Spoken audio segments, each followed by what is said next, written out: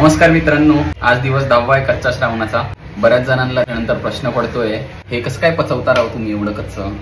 तर त्याच्यासाठी तुम्ही माझा दिनक्रम समजून घ्या। ऑफिसला जायच्या आधी ग्रीन ज्यूस पिऊन घेतो, 11 ते 12च्या मध्ये एकदा मी फ्रुट्स खाऊन घेतो आणि एक वाजता लंच करतो प्रॉपर। त्याच्यानंतर ट्राय करतो की संध्याकाळी 7च्या आधी डिनर करून घ्यायला, 7 नाही जमलं तर 8च्या आधी डिनर करून घेतो। इन बिटवीन मी कुठल्याच मील्सच्या मध्ये काही खात नाही, त्यामुळे डायजेशनचा इश्यू नाही होत। सो रात्री आपोआप माझा एक 16 ते 18 तासांचा उपवास होऊन जातो, इंटरमिटंट फास्टिंग। आजच्या जेवणामध्ये काय काय आहे तुम्हाला दाखवतो। टोमॅटोची भाजी दिसते, कॅप्सिकम, कोबी, चिली फ्लेक्स दिसत आहेत आणि तिने लिंबू टाकलंय, मस्त टेस्ट येते याची। रेग्युलर सलाड, त्याच्यामध्ये तिने स्प्राउट्स टाकले, डाळिंब टाकलंय, कैरी स्प्रिंकल केलेली आहे, भुईमुगाच्या शेंगा कच्च्या, सोलकढी आपण ठेवले तोंडली आणि त्याच्यावरती लाल तिखट स्प्रिंकल केलेलं आहे, जवसाची चटणी आणि खोबऱ्याची चटणी आणि कैरी पण आहे। अजून एक सांगायचंय, कोणतीही गोष्ट फॉलो करण्यापूर्वी स्वतःची रिसर्च करा। ते म्हणतात ना, mutual funds are subject to market risk, read terms and conditions carefully. Same terms मध्ये ह्याच्यात आहे, तुम्ही तुमची रिसर्च करा।